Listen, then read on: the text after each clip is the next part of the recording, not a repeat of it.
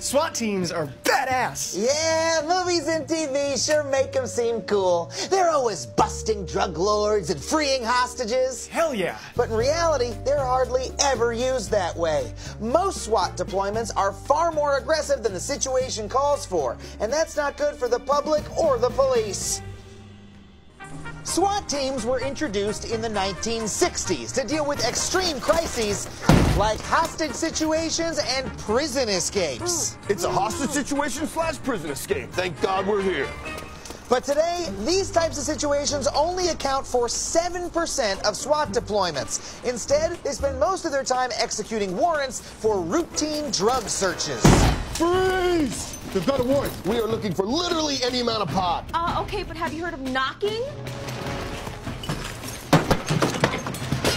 Well, isn't it better that plainclothes cops don't have to face off with drug lords unarmed? Oh, it's not like they're taking down deadly drug cartels. Around 2/3 of SWAT raids don't even uncover a weapon at the scene. We're not finding any weapons, Sarge. It's typical. But keep your guns in these people's faces just in case. And 4 out of 10 SWAT raids turn up no contraband whatsoever. Drugs in the freezer. Baking soda. No wonder this place smells so fresh. Okay, so maybe not every SWAT raid finds something, but I'm sure the warrants are justified. It's not like they're just busting down anyone's door without cause. Actually, it is so easy to get a SWAT team to raid a house, it's even become a fad to call SWAT teams on innocent people as a sick, twisted prank.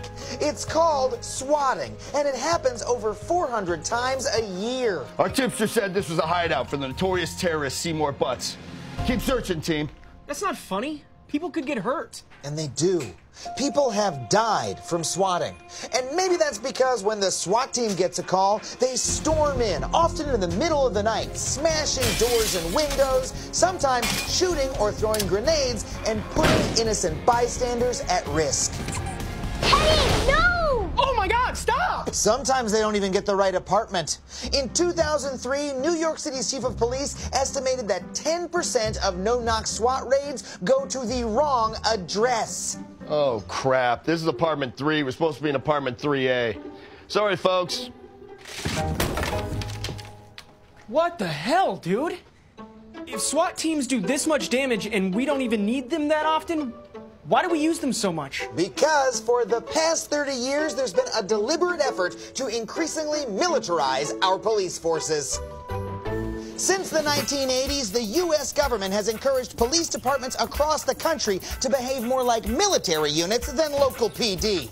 It started with the war on drugs, when they began giving out extra cash to police precincts that agreed to crack down on drug crimes. I want you to help wage a discriminatory, ineffective drug war. There's free money in it. Ooh. And in the 90s, they started handing out more than just cash. They also gave away used military equipment. Say hello to my little friends.